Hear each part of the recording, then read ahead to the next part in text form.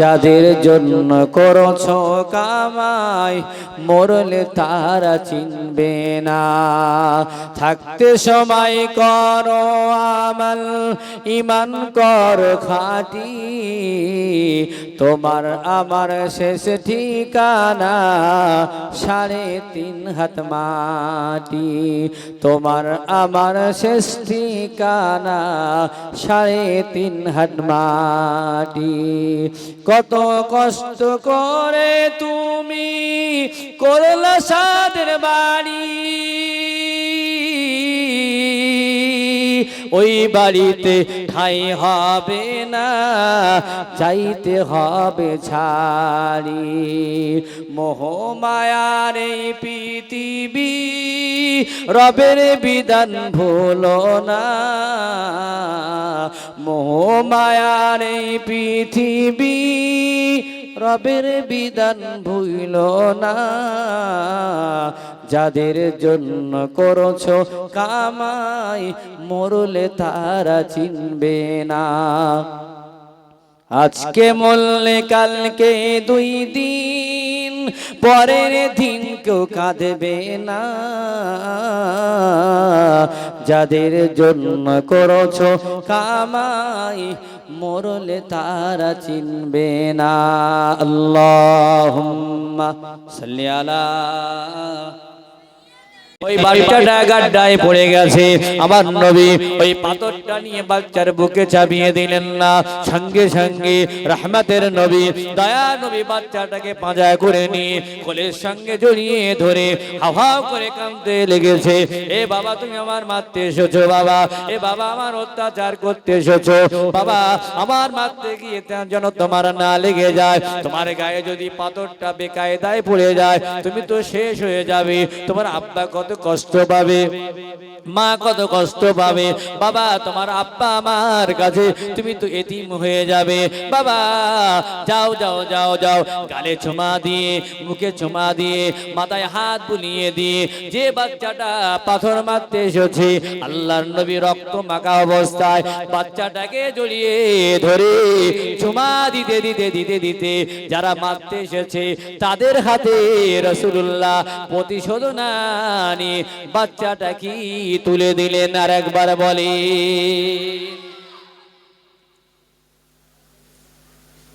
রাসূলের মধ্যে এত দয়া, এত মায়া, এত ভালোবাসা আল্লাহ দান করেছিলেন। জিবরাইল ফেরেশতা এসে বলছে হুজুর আমরা সহ্য করতে পারছি না, আমরা পাহাড়ের ফেরেশতাকে নিয়ে চলে এসেছি, আপনি হুকুম করেন তায়েফটা পাহাড় দিয়ে চাপা দিয়ে শেষ করে দেব, তা না হলে চারিদিকে পাহাড় পিষে তাদেরকে শেষ করব। নবী সেদিন বলেছিলেন আমি কি তোমাদের অর্ডার দিয়েছি, আসতে বলেছি? আজকে তারা আমাকে চিনতে পারেনি, একদিন তাদের ছেলেরা নাতিপোতারা আমি মুহাম্মদ রাসূলুল্লাহ আমাকে চিনে নেবে। একবার খুশি হয়ে বলেন। এখন তায়েফে গিয়ে দেখেন কোনো বেধর্মী একটাও পাবেন না, খুশির জায়গা, আনন্দের জায়গা। আল্লাহ সেই তায়েফের জমিনটাকে জান্নাতের জমিন বানিয়ে দিয়েছেন। আর একবার বলুন, একবার মুহাব্বতে দরুদ আল্লাহুম্মা সাল্লি আলা।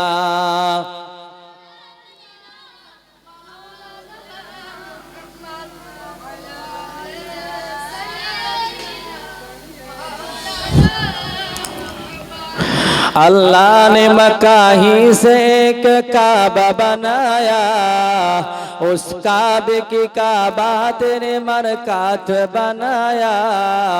अल्लाह ने मक्का ही से एक काबा बनाया, उस काबे की काबा तेरे मरकात बनाया। हर साल में हाजी चला जाता है मदीना, हर साल में हाजी चला जाता है मदीना। दिखला दे मुझे मंजारे गुलजार मदीना, गुलजार मदीना।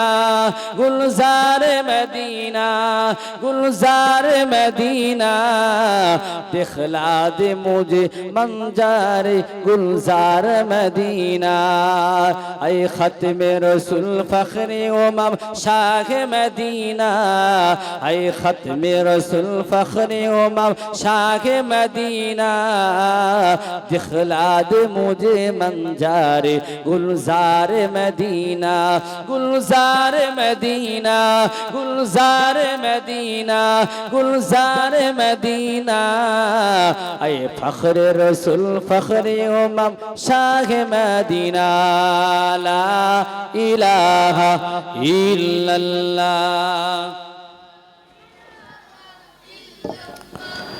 ला इलाहा इल्लल्लाह সবাই বলেন আলহামদুলিল্লাহ এটা জান ভরে বলে তায়েফে গিয়েও রসুল শান্তি পেলেন না একদিকে দেশের মানুষের অশান্তি জুলুম অত্যাচার বাইরে গিয়েছিলেন হয়তো তারা আমাকে ভালোবাসবে মহব্বত দেবে দুঃখ কষ্ট ভুলে যাব তাও তিনি পেলেন না ঘরে চলে আসলেন মক্কায় চলে আসলেন মক্কায় চলে এসে খানায়ে কাবা থেকে একটু দূরে আজিজিয়া গেট আছে ওই জায়গা যেখান থেকে খানায়ে কাবা দেখা যায় আল্লাহর নবী রাতের বেলা ওযু করে ফ্রেশ হয়ে কিছু নামাজ কালাম আদায় করে তাসবিহ আদায় করে রাসূলুল্লাহ কাঁদছিলেন আর বলছিলেন আল্লাহ আল্লাহ এমন একজন যদি বন্ধু পেতাম এমন একজন যদি সাথী পেতাম যে বন্ধু সব সময় আমাকে লক্ষ্য রাখবে আমার সাথে পিঠে সব জায়গায় যাবে এমন একজন যদি পেতাম যে আমার কথাটা শুনবে আমার মনের কথাটা শুনে নেবে আল্লাহ এমন একজন সাথী বানিয়ে দাও আল্লাহ যে আমার মনের দুঃখটা মুছে দেবে আমি নবী আমার মুখে হাসি ফুটিয়ে দেবে রাসূল কাঁদতে কাঁদতে কাঁদতে কাঁদতে ওই বিছানায় হযরত উম্মে হানির বিছানায় রাসূলুল্লাহ শুয়ে পড়লেন ঘুমিয়ে পড়লেন কিছুক্ষণ যাওয়ার পর একটু রাত যখন ভারী হয়েছে আজকে তারিখে এই তারিখে হযরত জিবরাইল ফেরেশতা ওই ঘরে হাজির হয়ে গেলেন আমার নবীর কাছে এসে হযরত জিবরাইল সালাম দিয়ে বললেন ইয়া রাসূলুল্লাহ ইয়া হাবিবাল্লাহ আপনার অপেক্ষার জন্য আপনার দেখার জন্য আমার আল্লাহ অপেক্ষায় রয়েছে আপনি তৈরি হয়ে যান তাড়াতাড়ি করেন আমার আল্লাহ একটু জান ভরে আপনাকে দেখতে চায় আপনাকে কাছে নিতে চায় আর একবার বলেন আল্লাহ যদি ডাকেন বলেন তো কোনো দুঃখ কষ্ট থাকবে হ্যাঁ রাসূল মনের দুঃখে শুয়ে পড়েছেন ফেরেশতা এসে বলছে আল্লাহ আপনার জন্য অপেক্ষা করছে কোন নবীদের যেটা হয়নি কোন ফেরেশতা যেটা হয়নি আমার নবীর আল্লাহ পাক কত বড় মারকাত দিয়েছিলেন ফেরেশতা এসেছে নিয়ে চলে গেছে কোথায় কাবা ঘরের পাশে হাতিম বলে একটা জায়গা আছে হাজী সাহেবরা আছেন এই যে ঘেরা জায়গাটা দেখতে পান না ওটা হল হাতিম বলা হয় ওটাও কাবা ঘরের ভিতর আগে ওটাও কাবা ঘর ছিল ওই জায়গায় আমার রাসূল পাক সাল্লাল্লাহু আলাইহি ওয়াসাল্লামকে শুইয়ে দিয়েছে হযরত জিবরাইল ফেরেশতা শুইয়ে দিয়ে ঠিক গলা থেকে ঠিক এই জায়গা থেকে নাভি পর্যন্ত চিরে ফেলে দিয়েছে ভিতর থেকে সব কিছু বার করে নিয়ে জমজমের পানি দিয়ে ওযু বানিয়ে দিয়েছে মানুষ যেমন বাইরে ওযু করে ভিতরটাও আল্লাহর তরফ থেকে আল্লাহ পবিত্র করে নিলেন দুনিয়ার কোনো গندگی যেন রাসূলের ভিতরে না থাকে কারণ এখন তিনি সরাসরি জান্নাত দেখতে যাচ্ছেন আমার আল্লাহ দেখতে যাচ্ছেন আর একবার খুশি হয়ে বলেন সিনা চাক করা হলো বুরাক করে আল্লাহ রাসূলকে নিয়ে যাওয়া হলো আল্লাহ রাসূল বুরাকের ভিতরে বুরাক শব্দের অর্থ হলো কারেন্ট বলা হয় বারকুন থেকে বুরাক কারেন্ট যেমন এখানে সুইচ টিপলে ঘুষি কাটায় গিয়ে দেখবেন এখানে একজন সুইচ টিপছে আর ঘুষি কাটায় একজন দাঁড়িয়ে আছে সুইচ টিপলে সঙ্গে সঙ্গে আলো জ্বলবে না বাবা বুরাক এইভাবে এক একটা ধাপ এর থেকে দূরত্ব ছিল মুহূর্তের ভিতরে আল্লাহর নবী বাইতুল মুকাদ্দাসে চলে গেলেন। অনেক লম্বা কথা, অনেক লম্বা কথা। সেখানে গিয়ে দেখলেন সব নবীরা মসজিদে বসে আছে। এখানে তো দেখলাম আগে বক্তা তারপর শ্রোতা, কিন্তু সেখানে গিয়ে দেখা যাচ্ছে আগে শ্রোতা। শ্রোতা কারা? আমার মতো লালটু বল্টু? সব নবীরা কাতার দিয়ে দিয়ে 1,24,000 পয়গম্বর বসে আছেন। ইমামের জায়গাটা ফাঁকা, কে ইমামতি করবেন, কে নামাজ পড়াবে? জিবরাইল ফেরেশতা বলছে, ইয়া রাসূলুল্লাহ, ইমামের প্রয়োজন, ইমাম আসেনি, ইমামকে নিয়ে আসা হয়নি, আপনাকে মক্কা থেকে ইমাম হিসাবে আল্লাহ পাক পাঠিয়ে দিয়েছেন, আপনি ইমামতির জায়গায় যান, আল্লাহ পাক আপনাকে ইমামুল আম্বিয়া বানিয়ে দেবেন। সব নবীদের ইমাম আপনি হয়ে গেলেন। আর একবার বলেন, রসুল ইমামতি করলেন, নামাজ আদায় করালেন সব নবীদের নিয়ে। একটা বোরাকের তার জায়গা শেষ হয়ে গেল। এখন আমার আল্লাহ রফ নামক একটা সিঁড়ি পাঠিয়ে দিলেন। আল্লাহর নবী এখান থেকে উঠলেন, প্রথম আসমান, দ্বিতীয় আসমান, তৃতীয় আসমান, চতুর্থ আসমান, পঞ্চম, ষষ্ঠম, সপ্তম আসমান ভেদ করে সিদরাতুল মুনতাহায় চলে গেলেন। তবে আল্লাহর নবী যেতে যেতে যেতে যেতে কিছু জিনিস দেখলেন। জান্নাতও দেখলেন, জাহান্নামও আমার রাসূলুল্লাহ দেখলেন। আল্লাহ নবী জাহান্নাম দেখতে পেলেন। একটু দাঁড়িয়ে গেলে নবী জাহান্নামের ভিতরে দেখা গেল কিছু মানুষ আছে, তাদের ঠোঁটগুলো উটের মতো লম্বা লম্বা, বড় বড় ঠোঁট যদি একটু বড় হয় দেখতে খারাপ লাগে, মানানসই হয় না, মুখের সৌন্দর্য নষ্ট হয়। কিন্তু কিছু মানুষের দেখা যায় ঠোঁটগুলো উটের মতো লম্বা লম্বা, ওই ঠোঁটগুলো কিছু ফারিস্তা আছে আগুনের কাঁচি দিয়ে কেটে দিচ্ছে, আগুনের কাঁচি দিয়ে কেটে দেয়, আবার ঠোঁটটা আগের মতো হয়ে যায়। ওই মানুষটি চিৎকার করতে লাগে, ওই মানুষটা চিৎকার করে, কান্না করে, করার কিছু নাই, ক্ষমতায় তার কুলায় না। আবার জিভটা, আবার ঠোঁটটা আগের মতো হয়ে যায়, আবার আগুনের কাঁচি দিয়ে কাটা হয়। এইভাবে তার উপরে জুলুম হচ্ছে, এইভাবে তার উপরে শাস্তি দেওয়া হচ্ছে। এই মানুষটি কি এমন পাপ করলো, কি এমন অন্যায় করলো? মায়ের নবী জিজ্ঞাসা করলেন। জিবরাইল বলে, ইয়া রাসূলুল্লাহ, এই মানুষটি হলো মুনাফিক, এই মানুষটি হলো গাদ্দার, এই মানুষটি হলো কথা লাগালাগি করত। এর কথা ওর সঙ্গে, ওর কথা ওর সঙ্গে যাচাই বাছাই না করে, জিজ্ঞাসা না করে, না জেনে না বুঝে, ভেতরে না ঢুকে, চার দোকানে গিয়ে, মোড়েল মাথায় গিয়ে, ফেরি ঘাটে গিয়ে, খুশি ঘাটায় গিয়ে, যেখানেই যেত লোকের কথা এর মুখের ভিতরে লেগে থাকতো। সব সময় এই মানুষটা মুনাফিকি করাটা, কথা লাগালাগি করাটা এর অভ্যাস ছিল। এই জন্যে আমার আল্লাহ এর ঠোঁটটাকে উটের মতো লম্বা করে দিয়েছে। একদিন নয়, দুদিন নয়, কিয়ামত পর্যন্ত শাস্তি চলবে, কিয়ামত পর্যন্ত ঠোঁটটা কাটা হবে, কিয়ামত পর্যন্ত ঠোঁটটা আবার হয়ে যাবে, আবার কাটা হবে। এইভাবে কিয়ামতের ময়দানে আমার আল্লাহ এই ব্যক্তিকে তুলবে। সেই জন্য হাতে ধরে পায়ে ধরে বলি, কিছু মানুষ আছে মাদ্রাসার সমালোচনা করে, মসজিদের সমালোচনা করে, মিলাদের সমালোচনা করে, কোন কাজ কেউ করলে তার পিছনে সমালোচনায় লেগে যায়। এমন ব্যক্তি আছে, আমার আল্লাহ বললেন, ইন্নাল মুনাফিকিনা ফিদ দারকিল আসফালি মিনান নার। মুনাফিকরা জাহান্নামে, আবু জেহেল যে জায়গায় থাকবে, আবু লাহাব যে জায়গায় থাকবে, তার থেকে আরো নিচেই থাকবে। মুনাফিকরা সব থেকে জাহান্নামের নিচেই থাকবে, তার থেকে নিচেই কোন পাপীদের আল্লাহ রাখবেন না। মুনাফিকদের জায়গা কোথায়? সব থেকে নিচে, সব থেকে কি, তার থেকে নিচেই আবু জেহেলও থাকবে না। এরকম কিছু রোগের মানুষ আছে না নাই? কথা বলেন, আছে না বাবা? হ্যাঁ, ও মসজিদে মাইকি বলার থেকে তার কানে তুলে দেওয়া ভালো। কথাটা একবার তার কানে তুলে দেন, কোন একটা বাজে কথা, ও দেখবেন মুহূর্তের ভিতরে পুরো গ্রাম ছড়িয়ে দেবে।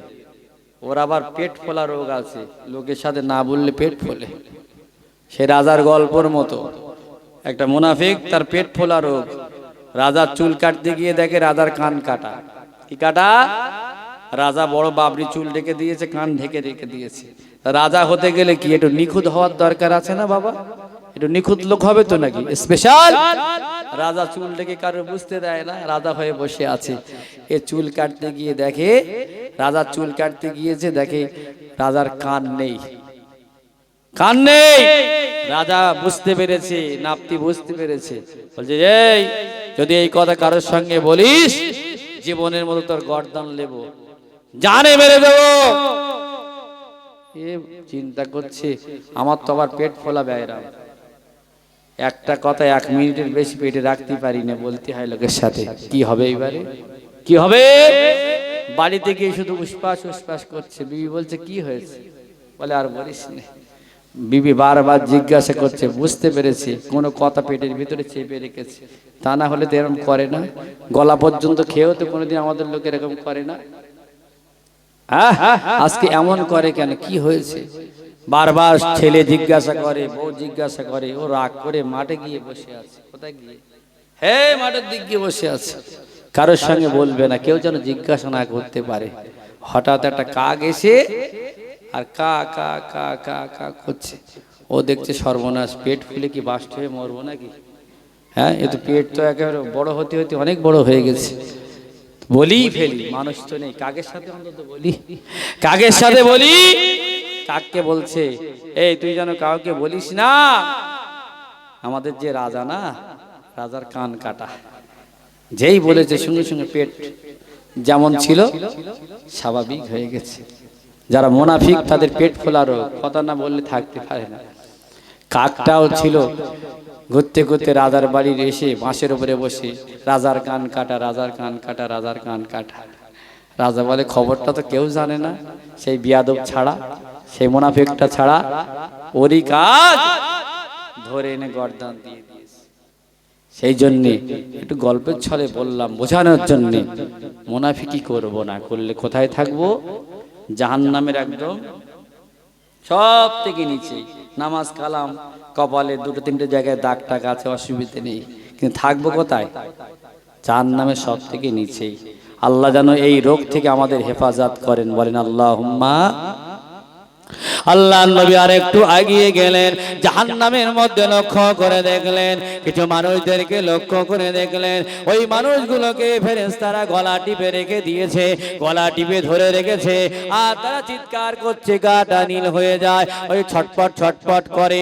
একটা বাচ্চার যদি গলা টিপে রাখা হয় 1 মিনিটের ভিতরে নিঃশ্বাস হারিয়ে ফেলবে, কিন্তু ওই মানুষটার গলা এমন ভাবে টিপে রেখে দিয়েছে, গলাটা ছাড়ছে না। বড় বড় ফারিস্তারা গলা টিপে রেখেছে, যেই মানুষটা মরার উপক্রম হয় আবার গলাটা ছেড়ে দেয়, আবার স্বাভাবিক হলে গলাটা টিপে ধরে। মায়ার নবী জিজ্ঞাসা করলেন, ও ভাই জিবরাইল, এই মানুষগুলো কি অপরাধ করেছে, কি অন্যায় করেছে? জিবরাইল বলে, ইয়া রাসূলুল্লাহ, ইয়া হাবিবাল্লাহ, এই মানুষগুলো সাধারণ মানুষ মনে করবেন না, এই মানুষগুলো মেটো মানুষ মনে করবেন না, এই মানুষগুলো আম মানুষ মনে করবেন না, এই মানুষগুলো ইন্নামা ইয়াখশাল্লাহা মিন ইবাদিহিল উলামা, এই মানুষগুলো হলো আলেম সম্প্রদায়, হাফেজ সম্প্রদায়, হাদি সম্প্রদায়, পীর সম্প্রদায়। আল্লাহ উলামা ওয়ারাসাতুল আম্বিয়া, এরা হলো নবীর ওয়ারিস ছিল, এরা ছিল আলেম। নবী আমার বললেন, আলেমদের এই শাস্তি কেন, গলাটা টিপে রাখা হচ্ছে কেন? কি এমন অন্যায় তারা করেছে? তারা কি ভোরের বেলা নামাজ কাজা করেছে? জিবরাইল বলে, ইয়া রাসূলুল্লাহ, ইয়া হাবিবাল্লাহ, সব এদের ঠিক ছিল, নামাজ ঠিক ছিল, রোজা ঠিক ছিল, সব কিছু ঠিক ছিল। একটা ব্যারাম ছিল, যেখানে মাইক পেয়েছে, যেখানে মিলাদ পেয়েছে, যেখানে বক্তব্য সুযোগ পেয়েছে, ওই জায়গায় গিয়ে এমন বক্তব্য দিয়েছে, এমন ভাষণ ছেড়েছে, এমন কথা বলেছে, বক্তৃতা করতে গিয়ে দেশের ভিতরে গ্রামের ভিতরে ভাগ করে দিয়েছে, বিভেদ সৃষ্টি করে দিয়েছে, মানুষে মানুষে লাগালাগি করে দিয়েছে, ঝগড়া বাঁধিয়ে দিয়েছে। মিলাদ দেওয়া মানে, ওয়াজ দেওয়া মানে গ্রামে শান্তি হওয়া, ওয়াজ দেওয়া মানে মানুষে মানুষে মিল হওয়া। কিন্তু এমন আলেম আছে, এমন বক্তা আছে, ওয়াজ নসিহত করতে আসলে মানুষে মানুষে মানুষে ভেদাভেদে লেগে যায়, মানুষে মানুষে মারপিট লেগে যায়, দলাদলি মিলে যায়, গ্রামে ভাগ হয়ে যায়। এমন বক্তা, এমন হুজুর, এমন মওলানা পৃথিবীর জমিনে সমাজের বুকে আছে না নাই? গালি গালাজ, মিথ্যা কথা, ফেরেশতাদের নিয়ে কথা, বিভিন্ন বহু বক্তা। আমাদের আল্লাহ পাক সেই পর্যায়ে যদি ফেলে দেন, সেজন্য কোরআন হাদিসের কথা যদি কিয়ামত পর্যন্ত বলা হয়, বলেন তো আমরা কেউ শেষ করতে পারবো বাবা? হ্যাঁ, মাইক পেয়েছি, কিসের কথা হবে? একটু কোরআন হাদিসের কথা বেশি বেশি উদাহরণ দিতে গেলে কিছু কথা বলতে হয়, তবে এমন কথা না বলি যে আমাদের নিজেদের মধ্যে বিভ্রান্তি তৈরি হয়, ঝগড়া তৈরি হয়, মিলাদ দিয়ে শান্তি করতে গিয়ে যেন অশান্তি তৈরি না হয়, সেদিকে আমরা খেয়াল রাখবো। আমরা অনেকেই মাইক ধরার সুযোগ পাই, আমাদের কথাই যেন কারোর অন্তরে কলিজায় আঘাত না পায়। মিলাদ মাহফিলে বসে আল্লাহ যেন তাদের পরিবর্তন দান করেন। সবাই বলেন আল্লাহুম্মা আমিন। আল্লাহ নবী আরেকটু আগিয়ে গেলেন, জাহান্নাম দেখতে দেখতে আমার মায়ের নবী আরেকটু আগিয়ে গেলেন, জাহান্নামের মধ্যে আমার রাসূলুল্লাহ